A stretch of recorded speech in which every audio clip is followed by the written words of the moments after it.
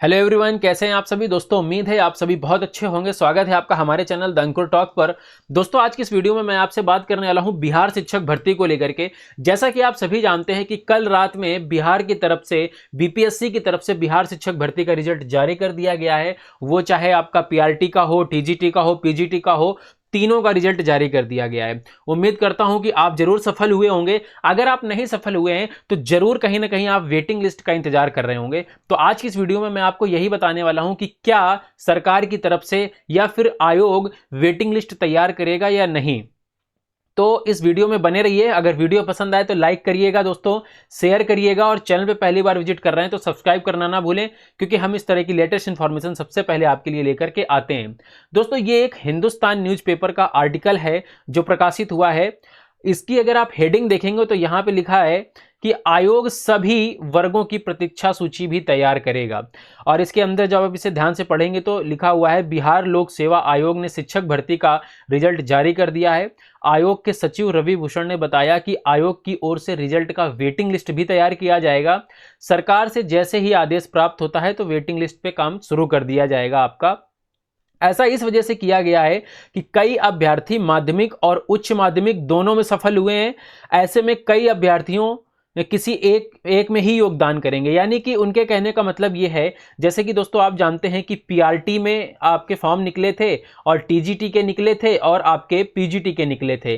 ठीक, तो कई बच्चे ऐसे थे जो आपके पीआरटी के लिए भी एलिजिबल थे, टीजीटी के लिए भी एलिजिबल थे और पीजीटी के लिए भी एलिजिबल थे। तो उन्होंने तो तीनों का फॉर्म भरा होगा। हो सकता है उनका तीनों में हो गया हो, लेकिन वो किसी ना किसी एक ही जॉब को ज्वाइन कर सकता है। या तो वो पीआरटी में जा सकता है, या तो टीजीटी में, या तो पीजीटी में। तो ऐसी स्थिति में मान के उनका जो रिजल्ट जारी किया गया है दोस्तों, आयोग ने तीनों पर दिया है। यानी कि अगर कोई कैंडिडेट मान के चलिए ए है, उसने पीआरटी का भी एग्जाम दिया था, टीजीटी का भी दिया था और पीजीटी का भी दिया था, अगर वो तीनों में पास हो गया है तो रिजल्ट जो आया है आपका, इस एक कैंडिडेट का रोल नंबर, इसका भी इसका, यानी कि तीनों का उसका रिजल्ट जारी किया गया है। ठीक, तो ऐसे में यहां पर भी एक तरीके से उसने एक पद ग्रहण किया, यहां भी एक पद ग्रहण किया, यहां पर भी एक, मतलब एक वैकेंसी उसने ब्लॉक करी। लेकिन वो जब ज्वाइन करेगा तो किसी एक पर ही जाएगा। ऐसे में दोस्तों उससे प्रेफरेंस मांगी जाएगी कि वो प्रेफरेंस दे कि पीजीटी में जाएगा या टीजीटी में जाएगा या पीआरटी में जाएगा। तो ऐसे में एक पद खाली हो जाएगा। तो उम्मीद है आप समझ पा रहे होंगे। तो दोस्तों यहां पर इसलिए ऐसा किया जा रहा है, आपकी वेटिंग लिस्ट तैयार की जाएगी। और एक इसके पीछे दूसरा फैक्टर यह भी है, आपको पता है कि अभी सीटेट का आपका रिजल्ट आया है, जो आपका 20 अगस्त को एग्जाम हुआ था। तो सीटेट का जो अभी रिजल्ट आया है, इसमें आपने देखा है कि मात्र 24% बच्चा पास हो पाया है ना।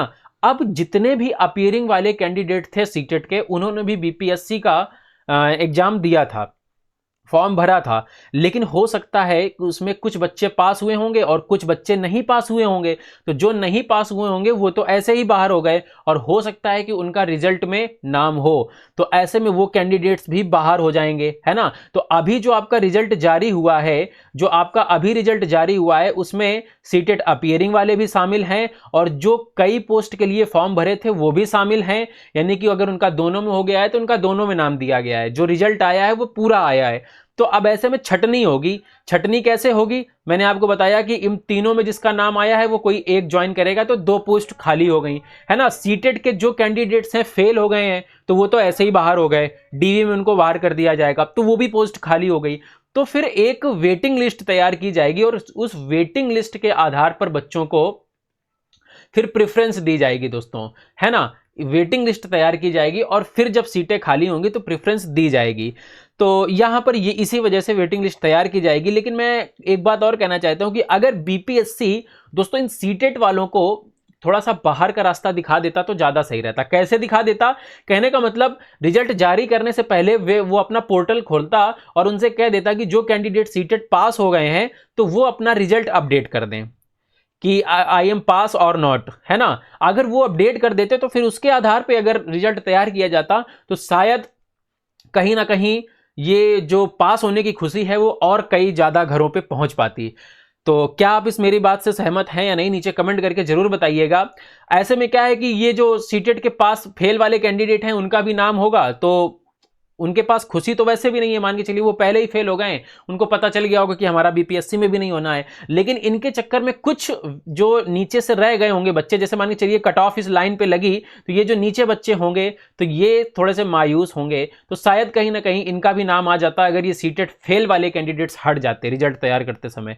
तो शायद अगर बीपीएससी की तरफ से ये अपडेट मांग लिया जाता कि जितने भी सीटेट के अपीयरिंग वाले कैंडिडेट हैं वो अपना अपडेट कर दें कि वो पास हुए हैं कि नहीं, और उसी आधार पर अगर बीपीएससी रिजल्ट तैयार कर देता तो कितनी मजा आ जाती है ना। तो एक यही छोटी सी दोस्तों अपडेट थी आपके साथ जो मैंने शेयर की। वीडियो पसंद आए तो लाइक करिएगा, शेयर करिएगा, और चैनल पे पहली बार विजिट कर रहे हैं तो सब्सक्राइब करना ना भूलें। टेलीग्राम चैनल ज्वाइन कर सकते हैं जहां पर लेटेस्ट इंफॉर्मेशन आपको मिलती है। मिलते हैं आपसे अगली वीडियो में, तब तक के लिए जय हिंद जय भारत।